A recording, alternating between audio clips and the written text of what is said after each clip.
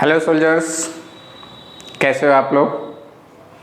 11th class के students के लिए today we are going to be start the second unit, that is the structure of atom. This unit is very important for the competitive examination, for the board examination, because from this chapter 2 or 3 or 4 questions, up to the 4 questions are coming into the NEET as well as JEE level of examination. So soldiers, be ready with notebook and pen along with the NCERT book with me Ramji sir. और आज इस first lecture में हम लोग पढ़ेंगे कि सब atomic particles या फंडामेंटल पार्टिकल्स क्या होते हैं और उनकी डिस्कवरी कैसे की गई। बहुत ही इम्पॉर्टेंट ये वीडियो लेक्चर होने वाला है। ये पूरी सीरीज़ ही आपके लिए इम्पॉर्टेंट होगी। So you know, I hope that you will not be miss this one and be associate with notebook, pen and NCERT book. So about the distribution of matter into the universe, from very beginning it is a controversial theories, postulation among the philosophers or the scientists कि matter का distribution universe के अंदर कैसे है। Some scientists, some philosophers believed that matter is continuously distributed into the universe from one end to another end. But at the same time, especially Indian philosophers like the Maharshi Kanad,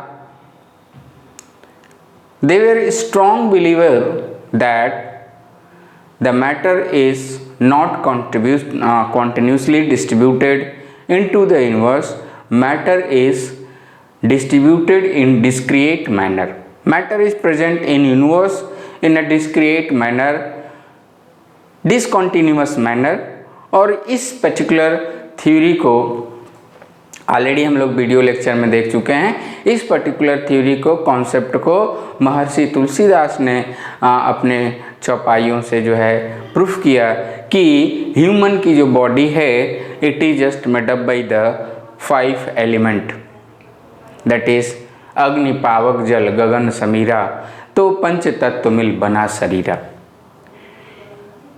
but these are all mythology. First of all, in 18th century, the first scientific theory about the distribution of matter was put forwarded by John Dalton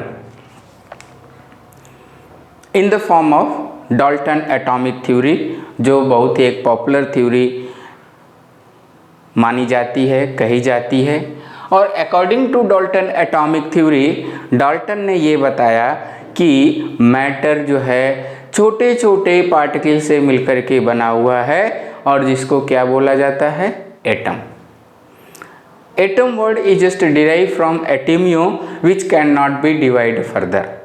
so in Dalton atomic theory what the Dalton stated about the matter, distribution of matter, that atom is the ultimate particle of matter. मतलब सबसे छोटा particle है जिसको कि हम किसी भी physical और केमिकल मेथड से डिवाइड नहीं कर सकते। वो उस समय की बात है। अभी तो मॉडर्न एरेना में बहुत सारी चीज़ें जो है नई आ गई है। Atom can be divide further and so on and so on. Dalton atomic theory में ये भी बताया गया कि सिमिलर एलिमेंट्स के जो एटम होंगे वो क्या होंगे, सेम होंगे। डिफरेंट एलिमेंट के जो एटम होंगे वो क्या होंगे, डिफरेंट होंगे। Similar atom, similar element, similar atom. Different atom, different element, different atom. लेकिन इन सब के बावजूद डाल्टन एटॉमिक थ्योरी फेल्ड कर गई।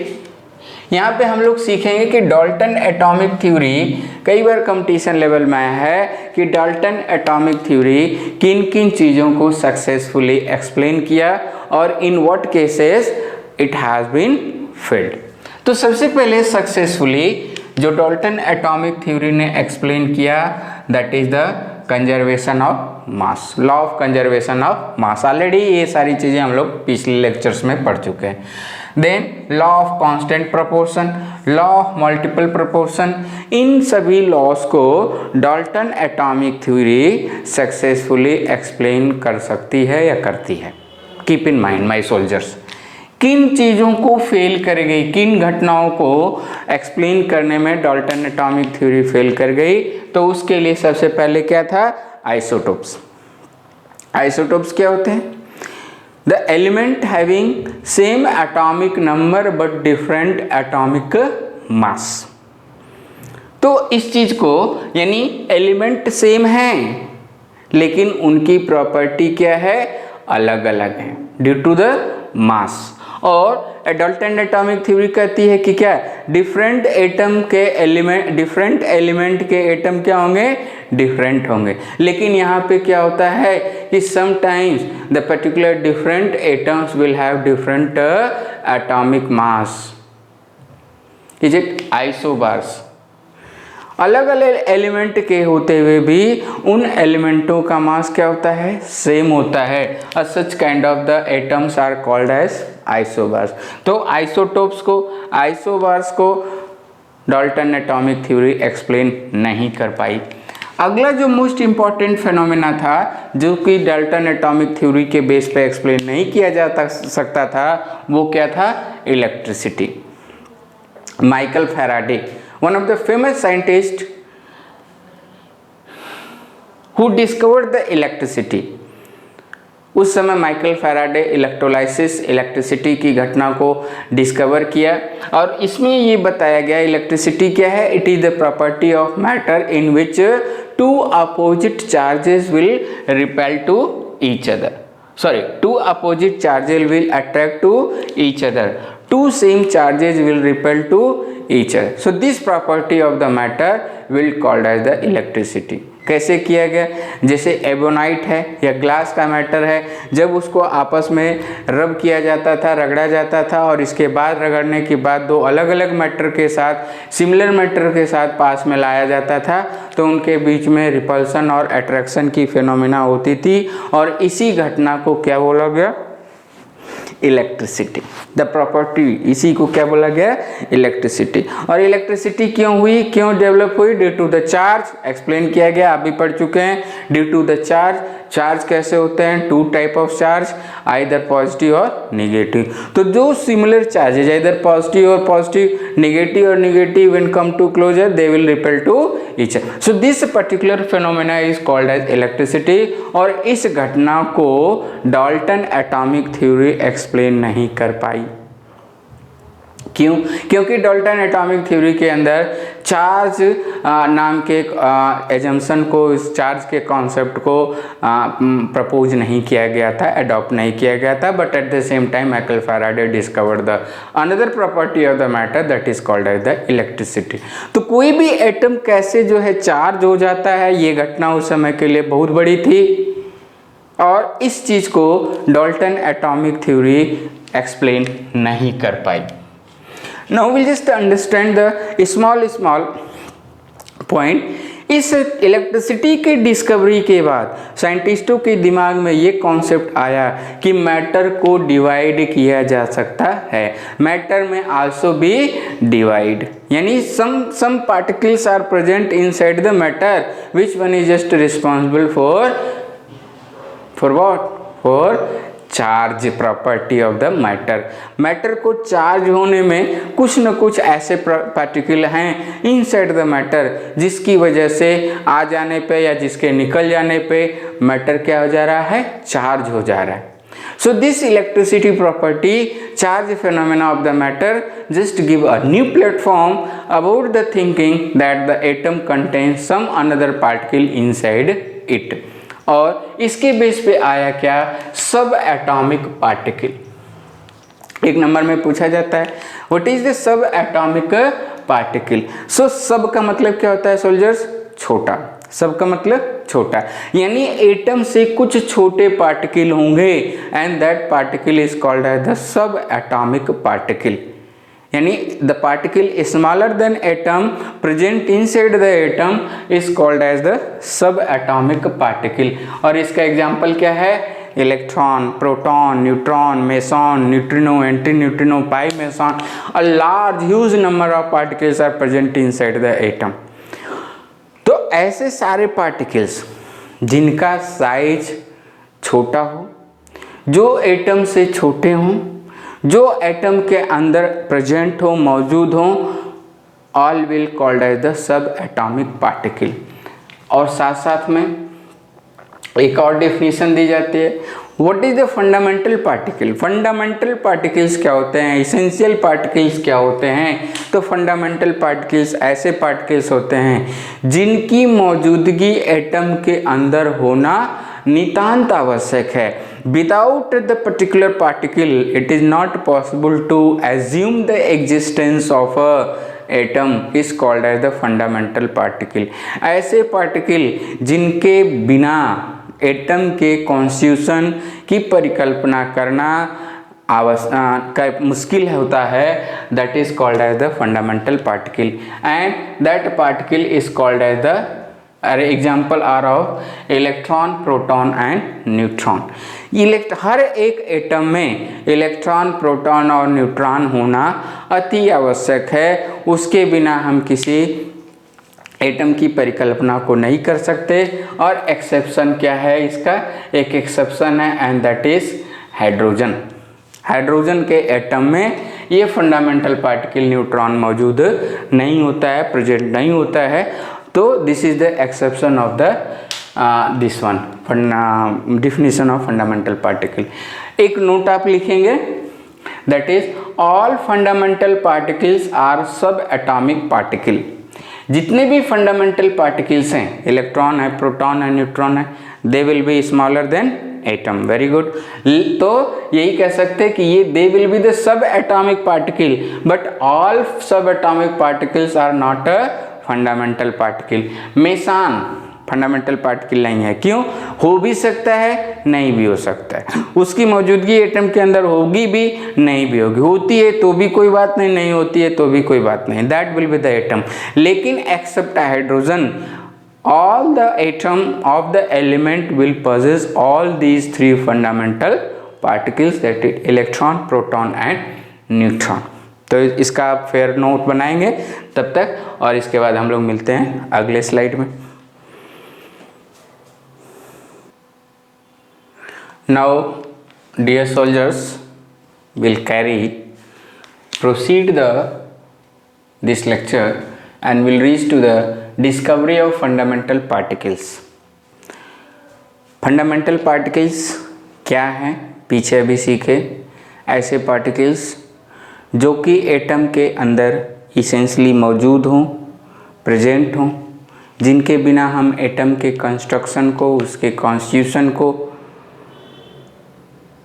एक्सेप्ट न कर पाएँ, एज्यूम न कर पाएँ। Such kind of the particles already we have just discussed will called as the fundamental particles। और तीन fundamental particles we have अपने पास हैं, इलेक्ट्रॉन, प्रोटॉन एंड न्यूट्रॉन। तो सबसे फर्स्ट फंडामेंटल पार्टिकल्स इलेक्ट्रॉन की डिस्कवरी को आज हम लोग सीखेंगे कि इलेक्ट्रॉन की डिस्कवरी कैसे हुई। तो इलेक्ट्रॉन की जो डिस्कवरी हुई वो कैथोड रे ट्यूब एक्सपेरिमेंट के द्वारा की गई। कैथोड रे ट्यूब क्या होती है, तो हम लोगों के घरों में 80-90 के दशक में टेलीविज़न हुआ करती थी। आजकल एलसीडी है, टेलीविज़न होती थी, बॉक्स होता था और उसके अंदर एक लंबी सी जो ट्यूब होती थी और ट्यूब के सामने स्क्रीन होती थी। इस तरीके से आप पुराने टेलीविज़न जो इलेक्ट्रिक शॉप हैं उस पर आप जा कर के देख सकते हैं। CRT उस शॉर्ट फॉर्म में उसको बोलते हैं, कैथोड रे ट्यूब। तो discovery of electron cathode ray tube experiment के द्वारा किया गया, CRT ट्यूब, या इसको हम लोग टेलीविज़न ट्यूब भी कहते हैं। और इस एक्सपेरिमेंट को बहुत सारे साइंटिस्टों ने अलग अलग कंट्री में सेम टाइम पे किया। कुछ बुक्स इसको कहती हैं कि जूलियस प्लकर ने किया, कुछ बुक्स इसको कहती हैं कि नहीं, इस एक्सपेरिमेंट को जे थॉमसन ने किया। लेकिन बहुत सारे कलेक्टिव एफर्ट था इस प्रकार के एक्सपेरिमेंट को करने में। वर्ल्ड के लगभग जो भी साइंटिस्ट थे, interested scientist, they were doing this such kind of experiment. लेकिन हम लोग को सीखना है कि एक्चुअली में by the collective effort how the electron were discovered by the scientist of the different country. तो इसके अंदर एक CRT ली गई, कैथोड रे ट्यूब लिया गया। कैथोड रे ट्यूब क्या थी, थोड़ा सा देखिए। ये एक सिलेंड्रिकल ग्लास ट्यूब थी। जैसे हम लोग के घरों में ट्यूबलाइट होती है, तो सिलेंड्रिकल ग्लास ट्यूब थी। ये ग्लास की बनी एक सिलेंड्रिकल स्ट्रक्चर था, और इसके अंदर जो है 2 इलेक्ट्रोड को इंस्टॉल किया गया, मेटल इलेक्ट्रोड को इंस्टॉल किया गया। और इसको जो है high voltage battery, approximately question आ चुका है, 10,000 वोल्ट पोटेंशियल अप्लाई किया गया। पोटेंशियल अप्लाई करने से पहले इसको वैक्यूम पंप से जोड़ा गया, और इस सिलेंड्रिकल ट्यूब के अंदर जो भी गैसेस थी उसको क्या किया गया, इवैक्यूएट किया गया। कंप्लीट इवैक्यूएशन नहीं हुआ, कंप्लीट वैक्यूम नहीं क्रिएट किया गया, पार्शियल वैक्यूम क्रिएट किया गया। कैसा? पार्शियल प्रेशर क्रिएट किया गया, वैक्यूम क्रिएट किया गया, और प्रेशर का जो वैल्यू थी बहुत ही कम थी। और कितनी थी? अप्रॉक्सीमेटली 10⁻³ mmHg, या कह सकते हैं 10⁻⁴ atm प्रेशर ट्यूब के अंदर सक्शन पंप से क्रिएट किया गया। मतलब क्या कि उसके अंदर गैसियस मॉलिक्यूल की जो संख्या थी नगण्य थी, 0 के बराबर। ऐसा नहीं कह सकते कि 0 थी, लेकिन इस ट्यूब के अंदर गैसियस पार्टिकल्स की संख्या बहुत ही कम थी। और इसके बाद हाई वोल्टेज बैटरी से जोड़ा गया। तो दिस टर्मिनल, सिंस ये पॉजिटिव टर्मिनल से जुड़ा हुआ था, तो इसको बोला गया एनोड, और ये जो है नेगेटिव टर्मिनल से बैटरी के जुड़ा था, इसलिए इसको बोला गया क्या, कैथोड। एनोड के अंदर एक स्पेशल मॉडिफिकेशन किया गया। ये एक दिन का काम नहीं है, ये वर्षों का कलेक्टिव एफर्ट है। आज हम लोग इसको 10 मिनट 5 मिनट में सीख रहे हैं, पढ़ रहे हैं, लेकिन ये वर्षों का 10 साल 20 साल 50 साल का एक्सपेरिमेंट है साइंटिस्टों का। और एक दो का नहीं, a lot of scientist have done this work. तो इसमें जो है परफोरेटेड जो है एनोड को, परफोरेटेड का मतलब बीच में छेद कर दिया गया, उसमें पोर्स बना दिए गए, किसमें, इस एनोड में। और जब हाई वोल्टेज बैटरी से जोड़ा गया माय डियर सोल्जर, तो इसमें क्या है, इनविजिबल कैथोड रेज चलती हुई दिखाई दी। इनविजिबल कैथोड रेज मतलब कैथोड रेज ट्यूब के अंदर हम देख नहीं सकते। जैसे लाइट के केस में कहते हैं कि लाइट क्या है, light is a such kind of the thing या फिनोमेना कह सकते हैं, जो कि दिखती नहीं है, देखने में सहायक होती है। It is not able to see but it is just help to see. तो उसी तरीके से ट्यूब के अंदर डार्कनेस थी, इनविजिबल। लेकिन हम कैसे कह सकते हैं कि कैथोड रे की डिस्कवरी की गई, तो उसमें जो है इस एनोड के बैक साइड में, देखिए ध्यान से, इस एनोड के बैक साइड में जो स्क्रीन थी, जो सरफेस था ग्लास का, उसके ऊपर फ्लोरेसेंस मटेरियल का लेप लगा दिया गया। जस्ट एनोड के पीछे, ध्यान से देखिएगा, जस्ट इस एनोड के पीछे फ्लोरेसेंस स्क्रीन, जैसे कि जिंक सल्फाइड। फ्लोरेसेंस क्या होता है कि यदि किसी भी पर्टिकुलर सरफेस पे कोई पार्टिकल टकराता है तो वो क्या होता है, चमकने लगता है। तो such kind of screen, such kind of material is called as fluorescence material और फ्लोरेसेंस स्क्रीन। एग्जाम्पल क्या था, जिंक सल्फाइड। और जब ये जब हाई वोल्टेज बैटरी से जोड़ा जाता था, तो ये जो स्क्रीन थी एनोड के पीछे वाली, ये क्या करने लगती थी, चमक उत्पन्न करने लगती थी, ग्लो करने लगती थी। और जिसके बेस पे ये कंक्लूजन लगाया गया कि कुछ रे जो हैं ये कैथोड से एनोड की तरफ जा रही हैं, direction is from the cathode to the anode, hence it is called as cathode rays. ये घटना, ये एक्सपेरिमेंट कहलाता है कैथोड रे एक्सपेरिमेंट, और जिसके द्वारा ये एहसास किया गया कि कैथोड रे यानी एक रे कैथोड से एनोड की तरफ ट्रेवल करती हैं और एनोड के पीछे वाली ग्लास के सरफेस पे जिस पे कि फ्लोरेसेंस मटेरियल लगा हुआ है उसके ऊपर क्या करती हैं, चमक उत्पन्न करती हैं, ग्लो उत्पन्न करती हैं। अब जे थॉमसन ने इस कैथोड रेज को, इसकी प्रॉपर्टी को एक्सटेंसिवली स्टडी किया। फिर से हम लोग कह रहे हैं, मैं कह रहा हूँ कि ये एक दिन का एक्सपेरिमेंट नहीं था, इसमें कई साल लगे, कई साइंटिस्टों का एफर्ट था, और जिसको कि हम कलेक्टिव एक्सट्रैक्टेड कंक्लूजन फॉर्म में पढ़ रहे हैं। तो प्रॉपर्टी ऑफ कैथोड रेज क्या थी, वन बाय वन डिस्कस करते हैं। फर्स्ट क्या था, ट्रैवलिंग। सबसे पहले उन्होंने क्या किया कि इस कैथोड रे ट्यूब के अंदर उन्होंने एक जो है ओपेक ऑब्जेक्ट लगा दिया। इस रास्ते में क्या कर दिया, ओपेक ऑब्जेक्ट लगा दिया। ओपेक का मतलब समझते हैं, ओपेक ऑब्जेक्ट लगा दिया यानी इसके थ्रू कोई भी रे इधर से उधर क्रॉस नहीं कर सकती है। तो यहाँ पे क्या बनने लगता था, there was the formation of shadow. Shadow का फॉर्मेशन होता था, और जिसके बेस पे इन्होंने, साइंटिस्टों ने क्या बोला कि cathode rays are travelling in a straight line. जैसे प्रकाश के लाइट है, लाइट के जिस साइड से लाइट आ रही है, देखिए जिस साइड से लाइट आ रही है जस्ट उसके अपोजिट यहाँ पे शैडो फॉर्मेशन हो रहा है। क्यों हो रहा है, because light is travelling into the straight line and this opaque object is obstructing the path of the light. Light के पाथ में क्या कर रहा है, ऑब्स्ट्रक्शन, बाधा उत्पन्न कर रहा है, जिसकी वजह से शैडो फॉर्मेशन हो रहा है। तो पहली point, they travel in a straight line. दूसरा क्या है, the cathode rays possesses the kinetic energy. Kinetic energy क्या होती है, energy due to the motion, energy due to motion. और यदि इसके फार्मूले को हम लोग, काइनेटिक एनर्जी के फार्मूले को जाने तो क्या है, mv²।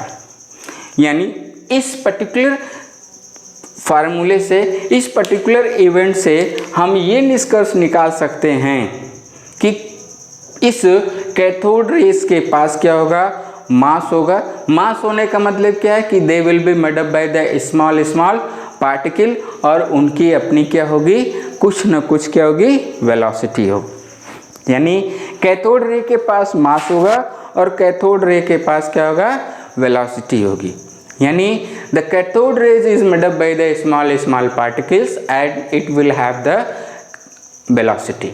और कैसे हम कह सकते हैं कि कैथोड रे के पास काइनेटिक एनर्जी होगी, कैसे साइंटिस्टों ने प्रूफ किया इसको, तो उन्होंने इस पर्टिकुलर कैथोड रे ट्यूब के अंदर कैथोड रे के सामने मेटल प्लेट रख दिया, तो मेटल प्लेट क्या हो जाती थी, हीट हो जाती थी।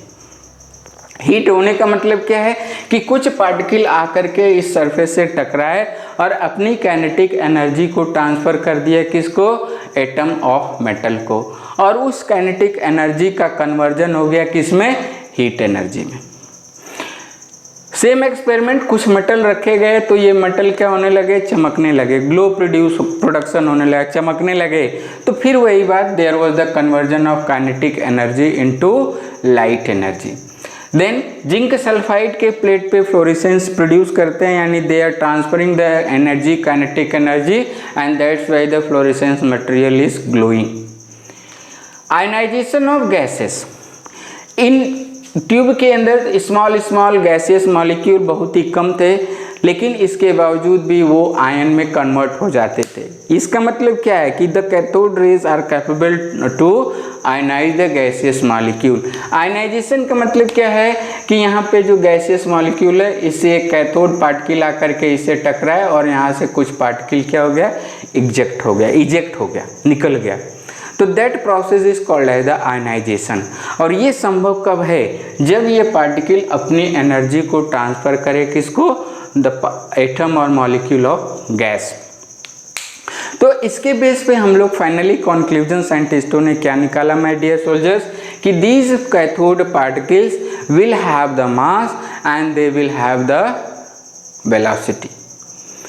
Then इन चार्ज इस कैथोड रेज को just electric as well as magnetic field में पास किया गया. So they were deflecting, the cathode rays were deflecting into the electric field. और किधर डिफ्लेक्ट हो रही थी? Towards the positive plate. किधर डिफ्लेक्ट हो रही थी? Towards the positive plates. और पॉजिटिव प्लेट की तरफ डिफ्लेक्शन इस बात का रिप्रेजेंटेशन था कि कैथोड जो रेज हैं जो स्मॉल पार्टिकल से मिल करके बने हुए हैं उसके ऊपर कैसा चार्ज है? निगेटिव चार्ज है. कैसा चार्ज है? निगेटिव चार्ज है. Very good. So they will also be deflecting into the magnetic field. So finally इस प्रॉपर्टी से ये कंक्लूजन निकाला गया कि cathode rays are made up by small particles and particles will have the some mass and they will carry the charge. दो चीज रखिए ध्यान से. By this experiment this was concluded that the cathode rays are made up by particles having mass as well as charge. आइए देखें, इन साइंटिस्टों ने cathode ray tube के अंदर डिफरेंट गैसों को लिया. जैसे पहले हाइड्रोजन को लिया, फिर ऑक्सीजन को ले लिया, नाइट्रोजन को ले लिया. अलग अलग गैस को इस ट्यूब के अंदर भर के अलग अलग नेचर ऑफ इलेक्ट्रोड, पहले मान के चलिए सिल्वर का ले लिया, कॉपर का ले लिया, गोल्ड का ले लिया, गोल्ड का ले लिया. तो अलग अलग इलेक्ट्रोड को रिप्लेस करके अलग अलग गैसों को, डिफरेंट गैसों को इस ट्यूब के अंदर भर के जब भी उन्होंने प्रॉपर्टी ऑफ कैथोड रेज की एनालिसिस की, so they found that the property of all cathode rays were same, identical. और इसके बेस पे हम लोग क्या कह सकते हैं कि the nature or the property of cathode rays was या were independent from nature of filled gas into the tube as well as nature of electrode. यानी जो भी गैसें भरी थी उनके गैसों के नेचर पे कैथोड रेज की प्रॉपर्टी डिपेंड नहीं करती है. जो इलेक्ट्रोड हम लोग कैथोड रे ट्यूब के अंदर लेते थे उन इलेक्ट्रोड के नेचर पे डिपेंड नहीं करती. ये सारे सवाल आपके आ चुके हैं. कुछ और रेलिवेंट इन्फॉर्मेशन बची हुई है. कैसे इस पर्टिकुलर कैथोड रेज पार्टिकल जो बाद में इलेक्ट्रॉन कहा गया, इलेक्ट्रॉन टर्म किसने दिया? जे थॉमसन ने नहीं दिया. Electron term was given by stony. Electron की डिस्कवरी का क्रेडिट किसको जाता है?